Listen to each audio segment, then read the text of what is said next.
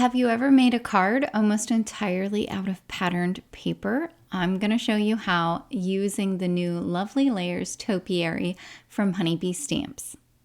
I have here the Textiles and Textures Celebrate Paper Pad, and you can see it has all of these beautiful different textile and texture pattern papers in lots of different colors. Now, for this technique of using all die cuts and layering them, I do recommend using a pattern paper that has some kind of small size of pattern on it. So I'm going to go through here right now and pick out some different papers. I'm going to use this paper here, which is beautiful for my oranges. So when I'm cutting out my paper, I just cut a piece that is big enough that the die will be covered by the entire piece of paper. So I've picked out all of the different pieces of pattern paper. I have blues for the planters. I have this fun neutral stripe for the actual tree base, and then I have a couple of pinks for the bow and a nice orange. You saw that. And I went with a light yellow for the pears and a darker yellow for the lemons. So you can see these all kind of have smallish sized repetitive patterns on them. I've got several different pieces for the greenery. I went ahead and cut everything out. It's all ready to go. I'm going to start with the pears, adding a little dot and taking this small leaf piece here and layering it over the top with a wax pickup tool, which makes the process much easier. So I'll repeat that with the remaining pears. Starting with the smallest pieces and putting them together helps so that you don't lose those small pieces. So I'll move on to my bow now, which is kind of my next smallest configuration of pieces. And I cut it out from both sides of the pattern paper. That way I can layer one side with the other side. So like I took the base of the solid kind of pink and then the next piece with the striped pink portion. And I'll layer those up back and forth all the way until I have everything put together. I always make sure that I add the glue on the back of my die cut piece while my tweezers are on the left hand side. That way I can flip it over and easily add it on top because I'm right-handed. You do the opposite for if you were left-handed. I think it just makes the process a little bit easier. And then again, for those tiny pieces, the wax pickup tool is so helpful. So off camera, I'll go ahead and repeat that process here for the other bow. So now I have a choice between the two of them when I get to that point. I'll move on to our little topiary trees.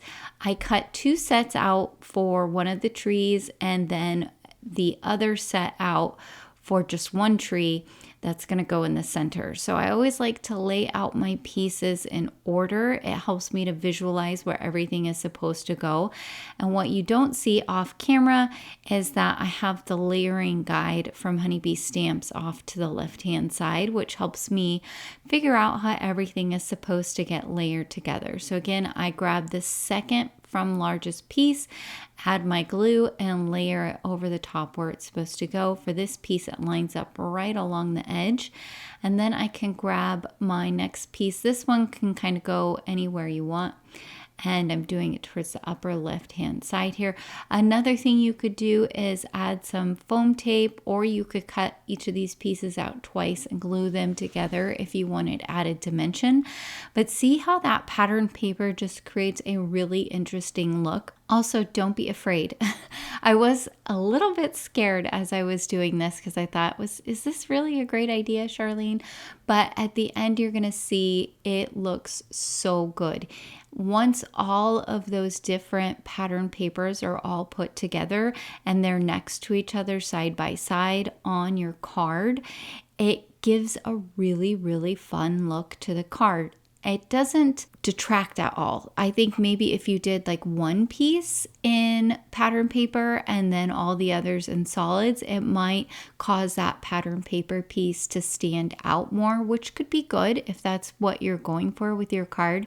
But when you've layered all of the pieces using pattern paper, it gives such a lovely look and nothing stands out, but the pattern of the paper just makes it all look really interesting.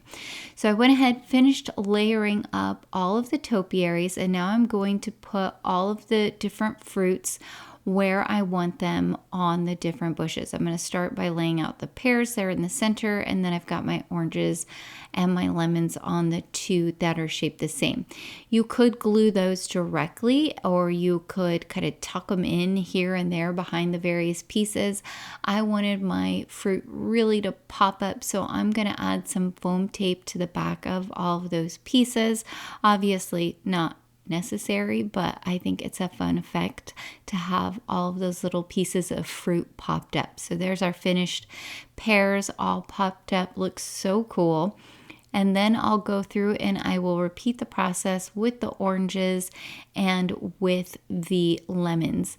I use the little tiny foam squares, and I tend to cut them in half when I'm trying to pop up small things. Now, the base of the topiary tree here, you could glue it to the front or the back. I'm choosing here to glue it to the back because I don't want it to kind of take away from the fruit on the front. So I'll add some glue here to the top portion of the tree, and it will adhere easily right along the back of the top of the tree. So I'll repeat that then for my other two topiary trees. And now I've cut out this planter here with both sides of this blue pattern paper.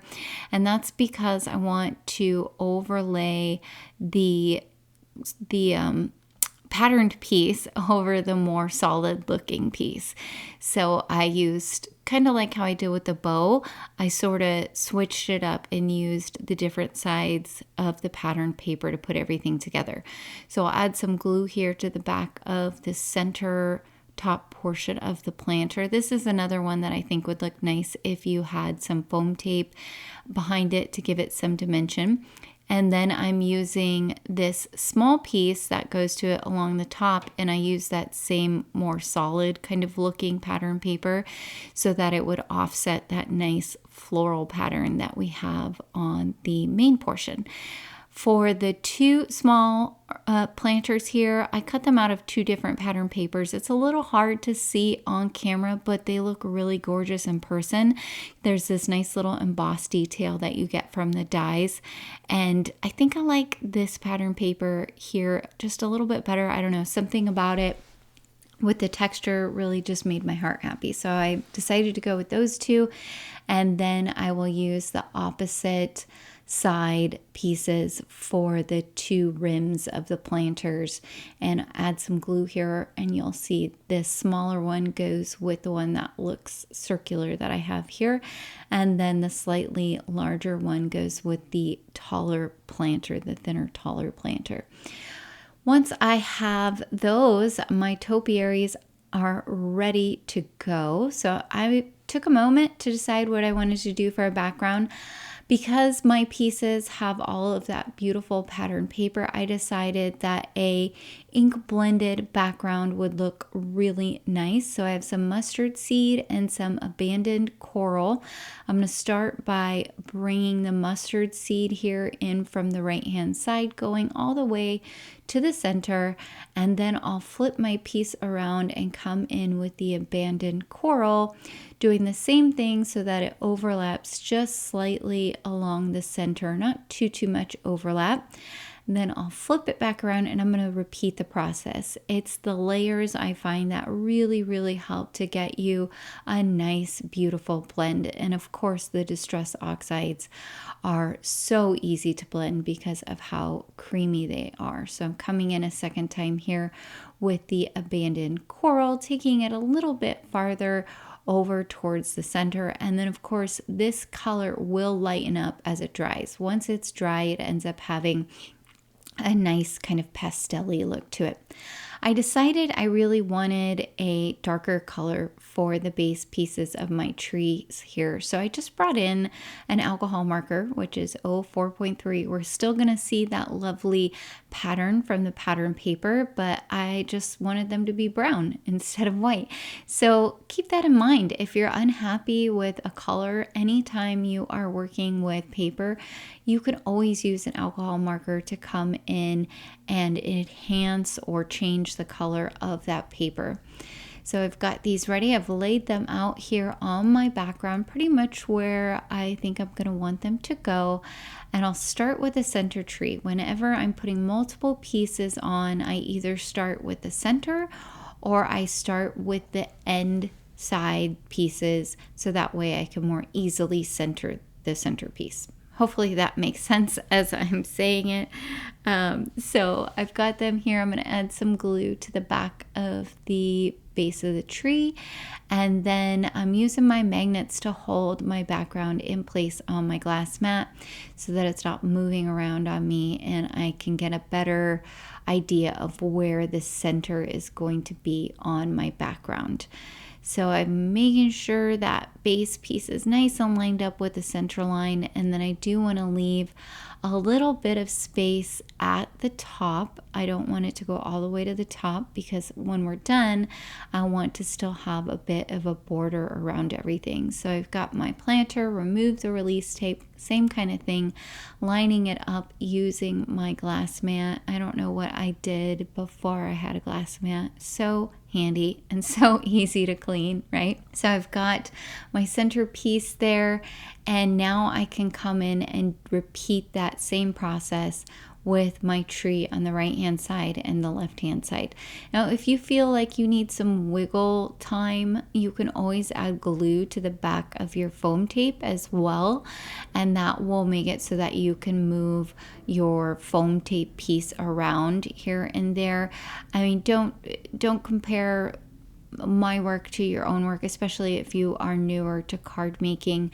I've gotten pretty good over the years in making many cards at not putting glue on the foam tape. So if you need that, do whatever helps you and gives you the confidence that you need when you are card making. There's plenty of things that I'm still not great at, so just keep that in mind. So I've got my right hand topiary down, and I'm going to add my left hand topiary. Same thing, I want to keep that spacing at the bottom pretty consistent, so I'm making sure that those are up around in kind of the same place. I almost forgot about my bow here. I brought it in. I've got a couple of foam squares on the right and left hand side of the bow, and I'm gonna put it right in the center of that center tree. I thought briefly about bringing in 2 additional bows, maybe in a different color, but I was in a hurry at this point to finish off the card, so I figured 1 bow was good. I'm stamping out a sentiment from the So Special Sentiments. These are absolutely beautiful, very fine script. I love the script on these. So I'm just lightly pressing down on my stamp to transfer the ink because I don't want those lines to be thicker than they should be, and just stamping multiple times. It looks so pretty. I'll cut it out here now with the coordinating die, and I've got some Low-Tack tape there to hold it in place.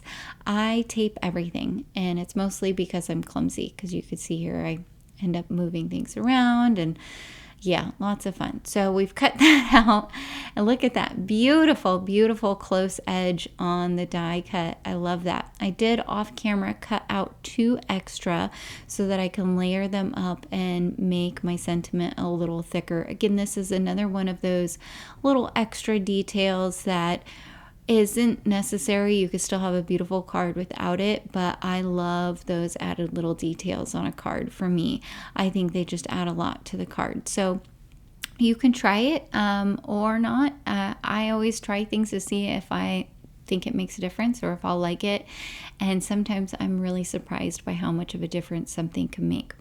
So I'm going to put my sentiment here down along those 2 bottom planters. I'll add some glue to the left and right hand side. I could have put glue all the way across because it really wouldn't have mattered. It would have just dried in the center. But I will layer this right over those 2 planters. And adding those 2 extra die cuts also helps build up the strength of your sentiments if you're going to have them kind of floating over anything like I do here. Adding some glue to the back of the finished panel and putting it on an A2 size card base, and it would look great just like this. But again, I can't leave well enough alone. I love those extra little details. So I'm coming in here with some glossy accents, and I'm just going over all of the fruit. And you can see here, I keep my glossy accents in a small squeeze bottle. It makes it so much easier to apply in tiny spaces. When you're done though, you always want to make sure that that nozzle doesn't have anything in it, because otherwise those glossy accents will dry in there and it is a big pain to try and clean out your nozzle. So I always just take a little pin and run it in there several times and then make sure to put the cap on. So here is our finished card. Look at the beautiful shine that we have on those fruits. Oh, so pretty. All right, I hope that you picked up some tips and tricks today. Please be sure to like and subscribe, as well as hit that notification bell so that you'll know about future videos here on the Honeybee Stamps YouTube channel. Thank you so much for watching, and have a great day.